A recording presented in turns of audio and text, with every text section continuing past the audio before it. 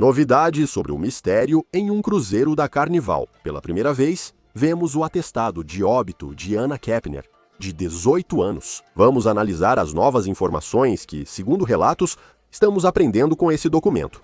Além disso, o que os avós dela dizem que o vídeo de vigilância mostra nas últimas horas de vida da líder de torcida do time principal, enquanto a família afirma que seu meio-irmão de 16 anos é suspeito de sua morte. Estamos no caso apresentado pela Law and Crime.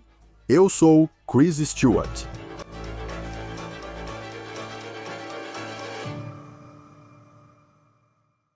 Existem algumas histórias conflitantes quando se trata de como era o relacionamento de Anna Kepner com seu meio-irmão, um garoto cuja família diz que ele é suspeito de sua morte. Agora, a morte de Kepner é considerada um homicídio, de acordo com a ABC News. O veículo informou que a família disse que ela morreu estrangulada, com alguém supostamente colocando o braço em seu pescoço até a morte.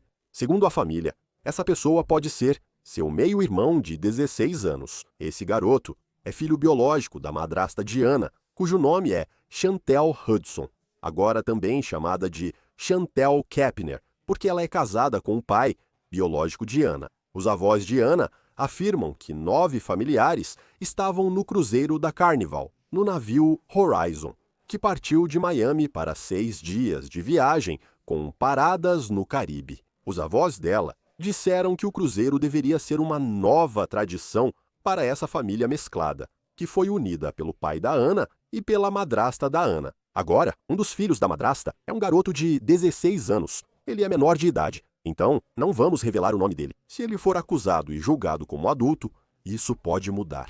Vou explicar como isso pode acontecer rapidamente e qual a chance disso ocorrer se houver acusações. E no momento desta gravação, acusações ainda não foram apresentadas. Mas qual seria a probabilidade, se um menor for acusado, de ele ser julgado como adulto?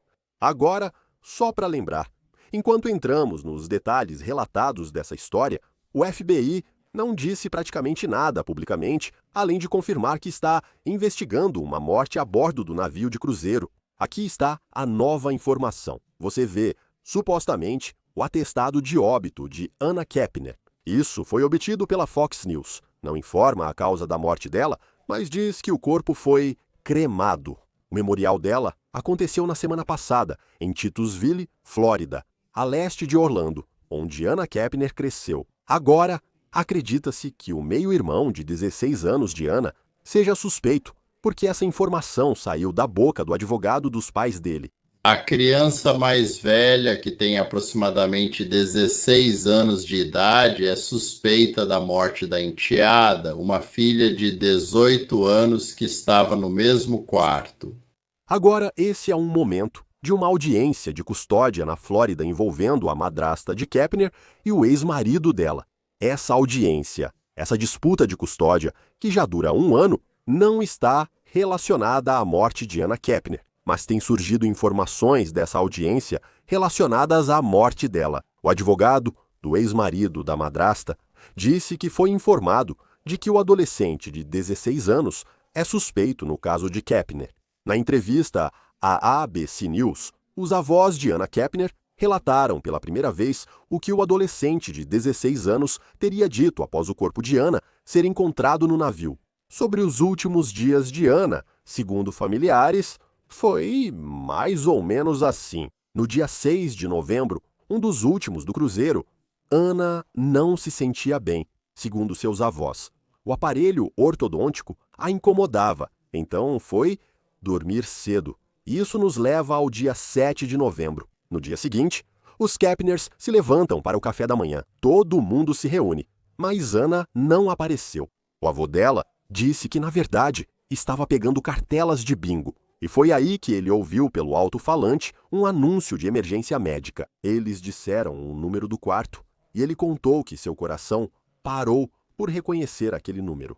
Por volta das 11 horas daquela manhã, o Daily Mail relata que uma camareira entrou na cabine de Anna, fazendo a terrível descoberta. O corpo de Anna teria sido achado enrolado em um cobertor, coberto por coletes salva-vidas e sob uma cama. A ABC News informou que ela foi estrangulada por um braço, pressionando seu pescoço, causando sua morte. Segundo a ABC News, não houve evidências de agressão sexual ou de drogas e álcool no organismo. O navio voltou a Miami em 8 de novembro. O corpo de Kepner foi retirado do navio e levado ao Instituto Médico Legal de Miami-Dade. Vídeo mostra o corpo dela sendo retirado do navio, gravado pelo repórter Sheldon Fox, da WSVN-TV. Agora, de acordo com o atestado de óbito, segundo a Fox News, a data de falecimento de Kepner está registrada como 7 de novembro. Agora, existe um atestado de óbito separado, que, segundo a ABC News, eles obtiveram com um familiar de Anna Kepner, que tem a data da lesão registrada como 6 de novembro. Os investigadores, novamente, não divulgaram ao público a linha do tempo da morte de Anna Kepner. Agora, qual era o relacionamento de Anna com seu meio-irmão? Isso parece estar em debate. O pai do ex-namorado dela disse ao Inside Edition que o meio-irmão era, abre aspas, obcecado por Anna, que ela tinha medo dele, abre aspas, porque ele sempre carregava uma faca grande. Ele também disse que seu filho uma vez viu o meio-irmão entrar no quarto de Kepner durante uma chamada de FaceTime, abre aspas, quando ela estava dormindo e subir em cima dela, fecha aspas. E ele também disse, abre aspas, ele é tipo obcecado, atraído por ela de forma louca. Ele sempre quis namorar com ela. O pai contou tudo isso ao Inside Edition Now. O ex-namorado contou ao veículo que Anna tinha tanto medo do meio-irmão que dormia na casa de amigos para evitá-lo. Essa narrativa é preocupante, mas é bem diferente de como os avós de Anna descreveram o relacionamento dela com um meio-irmão de 16 anos. Os avós contaram à ABC News que Anna e o meio-irmão tinham uma relação muito boa, de verdadeiros irmãos. Na verdade, eles os descreveram como unha e carne. Durante o cruzeiro, Anna estaria dividindo o quarto com o meio-irmão. Segundo o ex-namorado de Anna, ao Inside Edition, o irmão biológico dela, que também estava no cruzeiro, tentou entrar na cabine onde todos estavam, mas estava trancada. O irmão de Anna diz que Anna e o meio-irmão estavam dentro daquele quarto quando ele estava trancado. E de acordo com o Inside Edition, ele podia ouvir gritos, incluindo o meio-irmão, dizendo algo como "cala a boca". Ele também diz que ouviu alguns barulhos vindos daquele quarto. Agora, os avós disseram à ABC News que os investigadores afirmaram que a única pessoa vista entrando naquele quarto onde Anna foi encontrada morta foi o meio-irmão. Agora, os avós de Anna dizem que todos os membros da família foram interrogados depois que o corpo da menina foi encontrado. O enteado teria dito que não se lembra dos detalhes do que aconteceu dentro do quarto.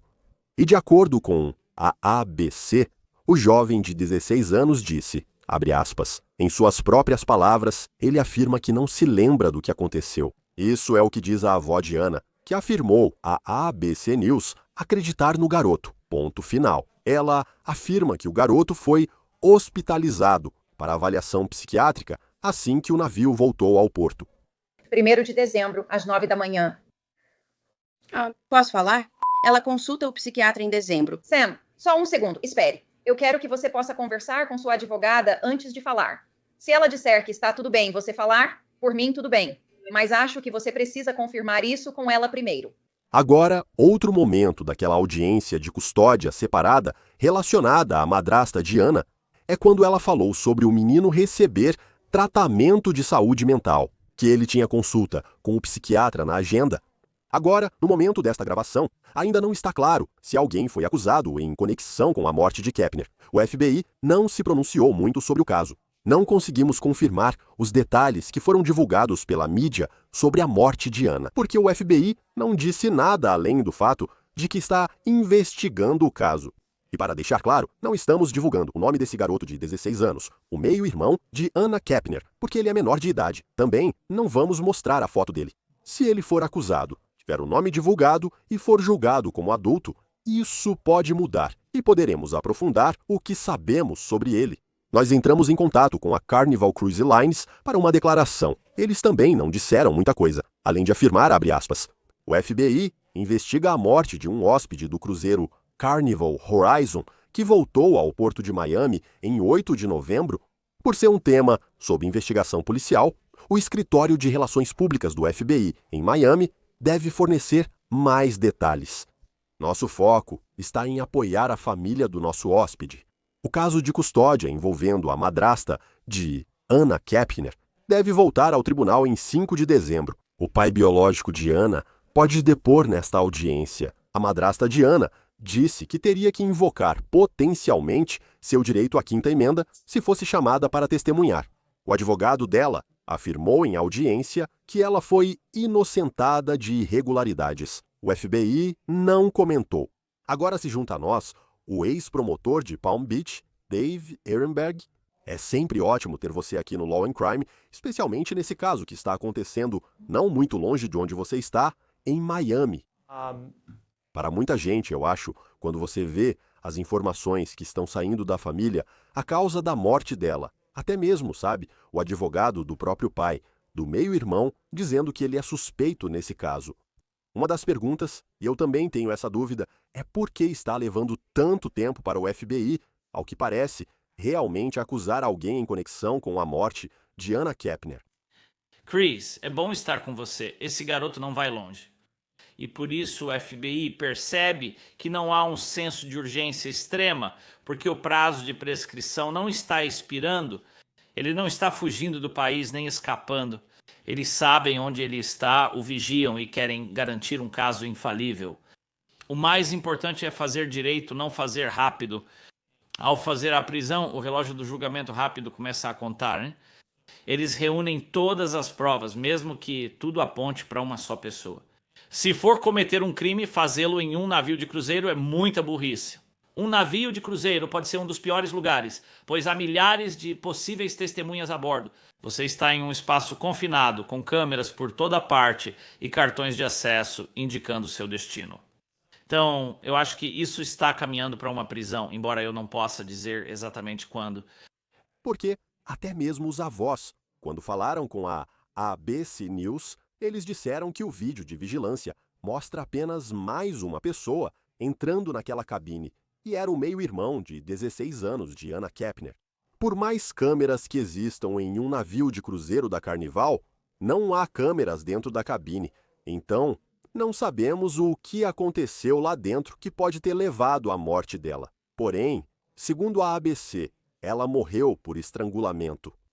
Que tipo de evidência você precisa, como promotor, ao montar a história do que aconteceu dentro daquele quarto para que seja possível fazer uma prisão?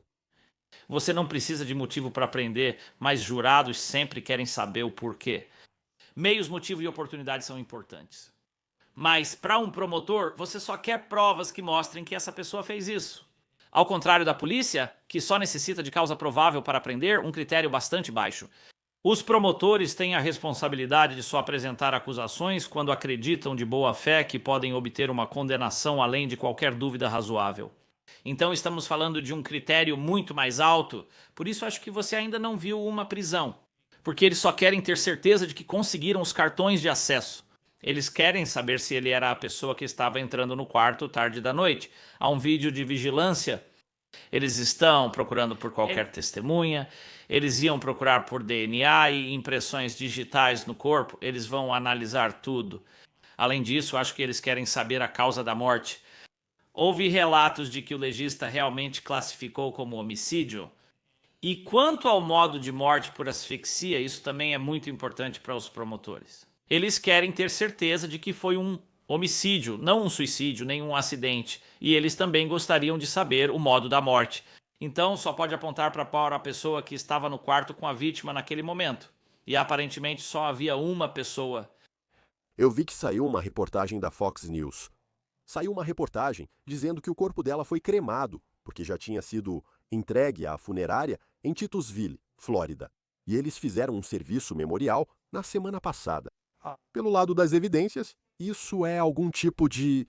Sei que é uma pergunta meio mórbida, mas agora que o corpo, de acordo com esse relatório, não existe mais, isso é um problema para os promotores ao tentar resolver esse caso?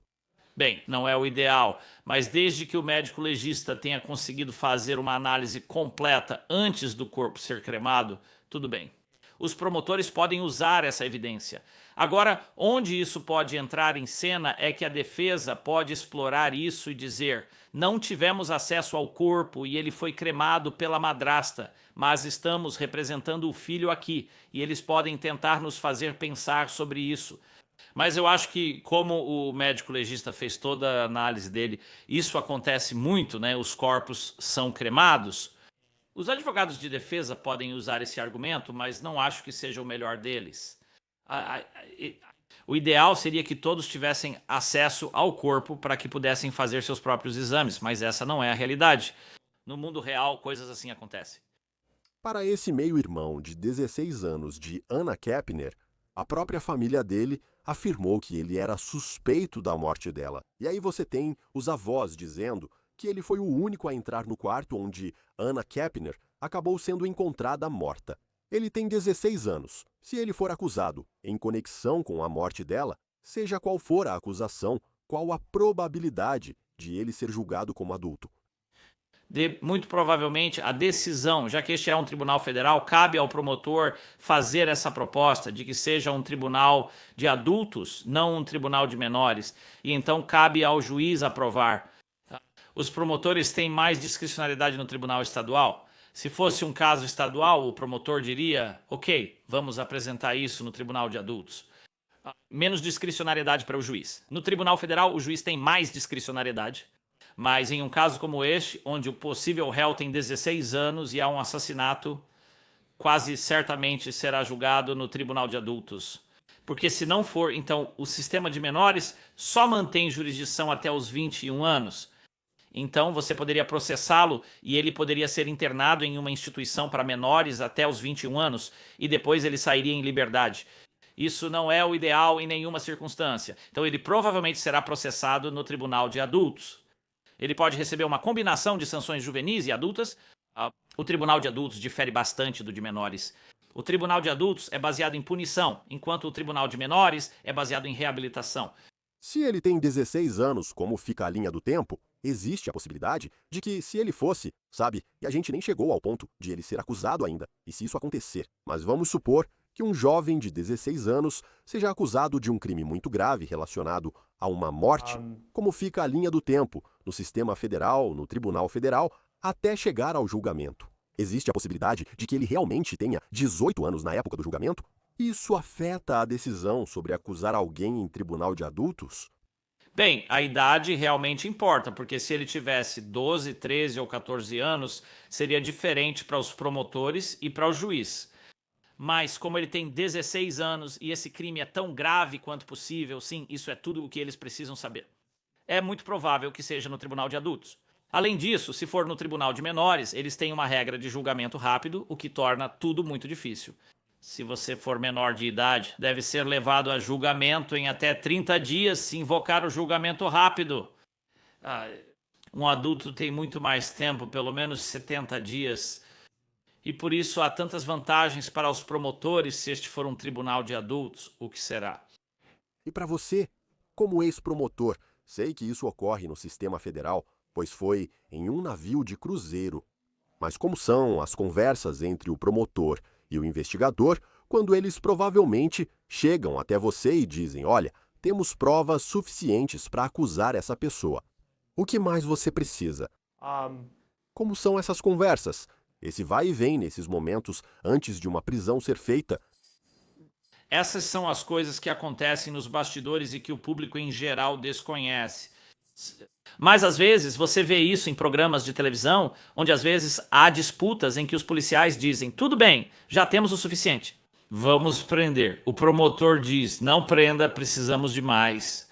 E os policiais dizem: eu já tenho o suficiente para a causa provável. E o promotor fala: não, não, não. Né, precisamos de mais para provar o caso, além de qualquer dúvida razoável. Então, no sistema estadual, enviamos uma carta para os policiais dizendo: eu sei que vocês nos enviaram esse caso, mas estamos rejeitando até que vocês nos deem mais informações. Me dê mais vídeos, testemunha, DNA ou outra prova. Agora, policiais podem prender por causa provável por conta própria. Eles podem simplesmente prendê-los em vez de esperar pelos promotores. Mas isso vai prejudicar a relação entre os dois, porque torna a vida dos promotores muito mais difícil quando você tem um caso. Agora, o relógio do julgamento rápido está correndo e você precisa fazer a investigação.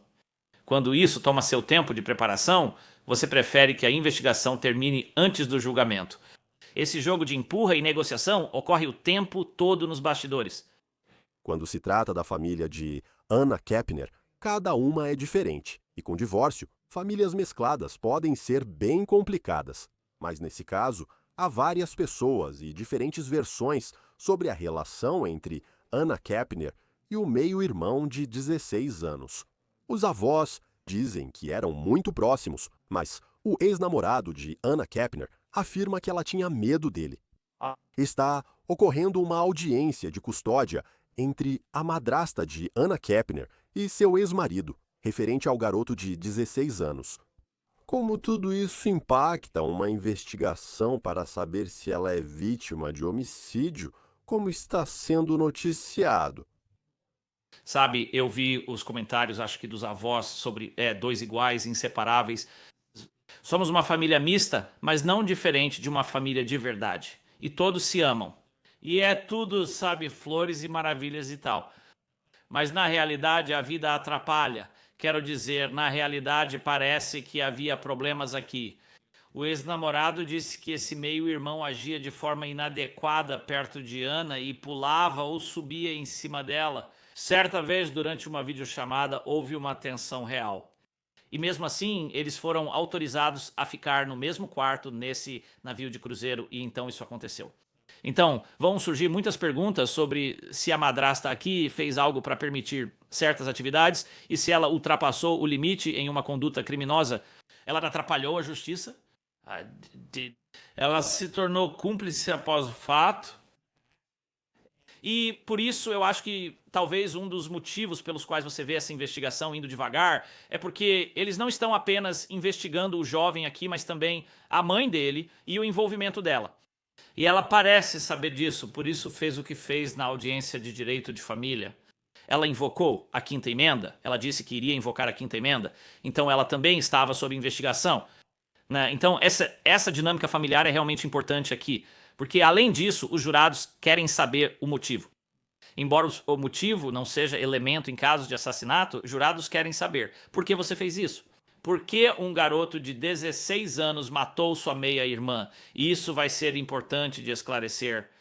O advogado dela afirmou na audiência que ela foi inocentada, mas não sabemos se isso é verdade. Vamos ver quando se tratar do FBI no caso da madrasta. Acredito que, se pessoas de fora da família tinham preocupações sobre o relacionamento entre Ana e seu meio-irmão, como o ex-namorado, que via algo preocupante ali, isso deve ser considerado. E ainda assim, ela está ficando na mesma cabine que esse adolescente de 16 anos. Existe alguma possibilidade de isso se tornar algo pelo qual alguém poderia ser acusado se houver evidências de que eles tinham um relacionamento um tanto preocupante? Sim, isso me lembra do caso Madeleine Soto. É aquele de Orlando. Eu sei que você também acompanhou onde a mãe permitiu que o namorado safado dormisse na mesma cama que a filha menor de idade. Aqui, se a mãe sabia que havia problemas entre os dois e houve uma tentativa de abuso sexual e mesmo assim permitiu que eles ficassem no mesmo quarto juntos e os obrigou a ficar no mesmo quarto juntos, essa mãe poderia ser acusada? Sim, é por isso que, mesmo que o advogado diga que não há nada ali, existe sim. Eu não acho que a polícia vai simplesmente excluir alguém tão rapidamente, especialmente enquanto as evidências continuam aparecendo. Então, será que a mãe vai ser acusada algum dia? Eu não sei. A mãe, no caso de Madeleine Soto, nunca foi acusada, mas eu acho que vale a pena analisar isso. E tenho certeza de que a polícia está analisando. E por fim, eu me lembro daquela entrevista que os avós deram para a ABC News. Como alguém da mídia, gosto de entrevistas exclusivas. Isso faz parte do nosso trabalho, buscar informações e contar a história. Mas penso no FBI e em sua descrição. E aí tem aquele momento em que, olha, os avós acabaram de falar com a ABC e eles disseram que o enteado contou para eles que não se lembra de nada do que aconteceu dentro do quarto. Também penso que, para a defesa, caso siga esse caminho, Agora que está na mídia, ele teria dito à família que não lembra do ocorrido. O que você acha disso? Acho que, como promotor, ex-promotor e para quem é agente do FBI, como é esse momento? Quando você olha para o seu telefone e percebe que as pessoas que talvez tenham sido entrevistadas, talvez tenham passado alguma informação, porque são uma família que está de luto, acabam indo para a mídia e dão essa entrevista. O FBI odeia isso porque eles querem manter tudo sob controle. Eles não falam nada. Quando isso sai na mídia, surgem expectativas e todos perguntam: por que não fazem uma prisão? Mais pressão sobre o FBI. Além disso, isso alerta o suspeito de que o cerco está se fechando. E aí você tem que ficar de olho no suspeito, porque agora você tem provas públicas que realmente apontam para a culpa aqui. Quero dizer, isso mostra claramente a consciência de culpa. Eu não me lembro do que aconteceu naquela noite em que ela morreu. Como assim você não se lembra? Isso não seria algo que você lembraria? Quando sua meia-irmã, que divide sua pequena cabana, é morta e deixada sob a cama, e você diz, eu não me lembro de nada? Isso é bizarro. E o fato de os avós estarem conversando, tenho certeza de que o FBI provavelmente voltou aos advogados que estão representando a família, dizendo que não é uma boa ideia falar com a imprensa, porque o FBI tem todas essas informações e ainda não fez uma prisão nesse caso. Mas esse dia está chegando. E quanto mais os avós e outras pessoas falam, isso não ajuda a causa do réu. Mas o FBI provavelmente também pensa, vamos manter isso em sigilo por enquanto. Vamos ver o que acontece. É um caso muito triste, pela perda de uma jovem de 18 anos prestes a se formar no ensino médio. Ex-promotor de Palm Beach, Dave Ehrenberg, é ótimo tê-lo aqui no Law and Crime. Obrigado, Chris. Isso é tudo para o On The Case, do Law and Crime. Inscreva-se no YouTube e Spotify. Eu sou Chris Stewart. Nos vemos na próxima vez.